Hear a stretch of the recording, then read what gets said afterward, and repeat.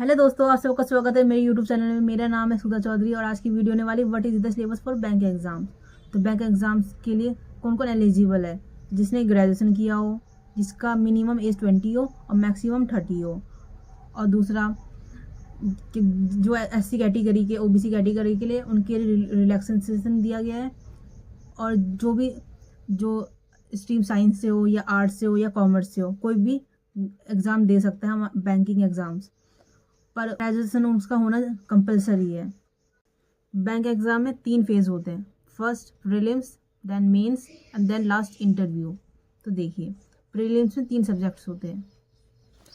पहला सब्जेक्ट है इंग्लिश, जो कि हमारा नंबर ऑफ क्वेश्चन होता है 30, क्वान्टिटेटिव में 35, रीजनिंग में 35, और मार्क्स इंग्लिश में 30 मार्क्स का होता है, क्वान्टिटेटिव में 35 मार्क्स का होता है और रीजनिंग में 35 मार्क्स का होता है।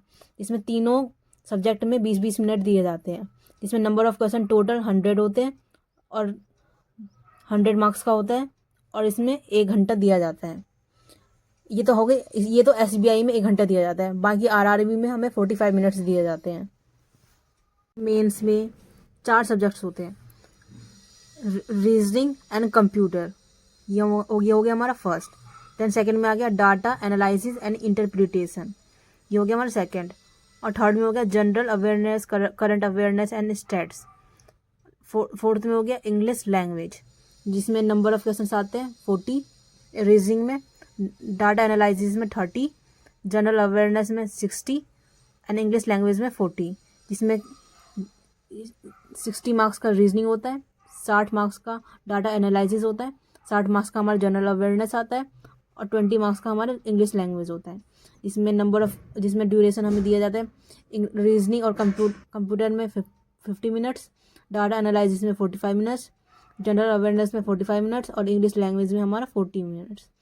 टोटल मिला के होता है 3 घंटे हमें इसमें दिए जाते हैं मेंस में, जिसमें 200 मार्क्स के हमारे पेपर होता है और 170 हमारे क्वेश्चंस दिए होते हैं। इसके बाद हमारा डिस्क्रिप्टिव लिया जाता है, जो कि हमारा जिसमें कि हमें आधा घंटा मिलता है, जो कि हमारा 50 मार्क्स का होता है, जिसमें हमें कोई टॉपिक दे दिया जाता है और हमें उसमें कंप्यूटर में से उसके बारे में हमें लिखना होता है, जिसमें हमें 30 मिनट दिए जाते हैं। जिसमें टोटल इसको मिला के और डिस्क्रिप्टिव को मिला के हमें पूरा टोटल 3.5 घंटे का हमारा, जो कि हमारा 250 मार्क्स का हमारा मेंस होता है डिस्क्रिप्टिव को मिला के। नेक्स्ट होता है इंटरव्यू, जिसमें हमारा हिस्ट्री ऑफ बैंकिंग पूछा जाता है, banking and financial reforms in India पूछा जाता है, फंक्शंस ऑफ बैंक्स पूछे जाते हैं, टाइप्स ऑफ लोन्स पूछे जाते हैं, फाइनेंशियल इंस्टीट्यूशन एंड इंडिया पूछा जाता है, money laundering and anti money laundering पूछा जाता है, एंड करंट अफेयर्स हमें पूछे जाते हैं। ये हमारे इंटरव्यू में लिया जाता है। चलिए फिर जान लेते हैं इसका सिलेबस क्या दिया गया है। तो रीजनिंग में सबसे पहले अल्फान्यूमेरिक सीरीज आता है, then coding and decoding, inequalities, syllogism, blood relation, direct and distant, seating arrangement, puzzle, machine input, data sufficiency and logical and critical reasoning, and last order and ranking. ये तो हमारी होगी reasoning की बात।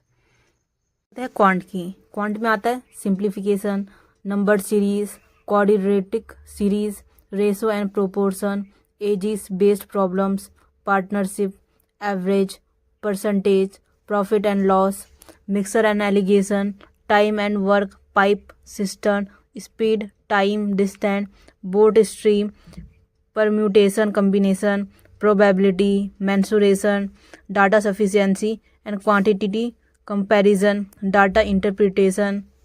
Syllabus for English, जो कि है close test, para jumbles, reading comprehension, fill in the blanks, idioms and phrases, paragraph completion, vocabulary word association, sentence completion, miscellaneous, multiple meaning, error spotting, active passive voice।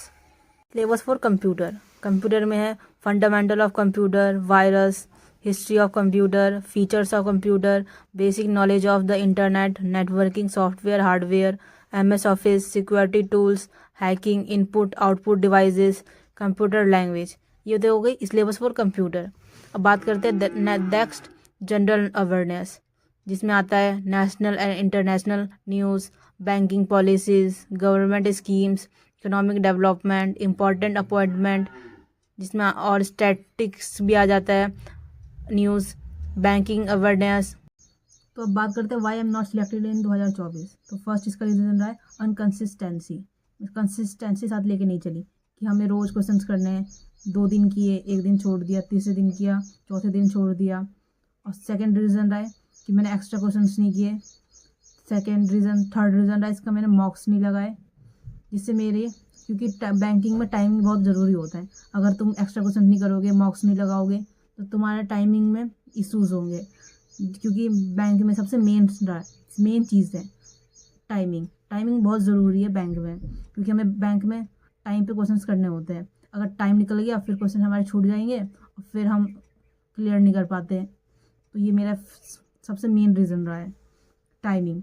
मेरी practice थी पर मेरे timing की सबसे दिक्कत रही, इसमें टाइमिंग पे मैं क्वेश्चन नहीं कर पाई। नहीं तो अगर जो भी प्रॉपर अच्छे से तैयारी करेगा, कंसिस्टेंसी के साथ चलेगा, तो ज़रूर सिलेक्ट होगा। क्योंकि इतना, जहाँ तक मैंने बैंक एग्ज़ाम्स का पेपर देखा, जहाँ तक हमें लगता है कि हार्ड आता होगा, उतना हार्ड भी नहीं आता, नॉर्मल होता है। जो हम क्वेश्चंस करते हैं घर में, हमें उसी की प्रैक्टिस करते रहनी है। वही हमें क्वेश्चंस हमारे बैंक में दिए जाते हैं। बस ये है कि हम उससे कंसिस्टेंसी हम साथ में लेके चलना है, और मेरी तरह गलती नहीं करनी है, जो अनकंसिस्टेंसी रखना है कि कुछ दिन करा कुछ दिन नहीं किया। नहीं तो वरना आप भी मेरी तरह गलती कर सकते हैं। बाकी आप भी अच्छे से तैयारी करिए और 25 अच्छा हो, और आपके लिए भी ऑल द बेस्ट। बाकी आपको मेरी वीडियो अच्छी लगे तो प्लीज़ लाइक एंड सब्सक्राइब कीजिए। मिलते हैं नेक्स्ट वीडियो के साथ।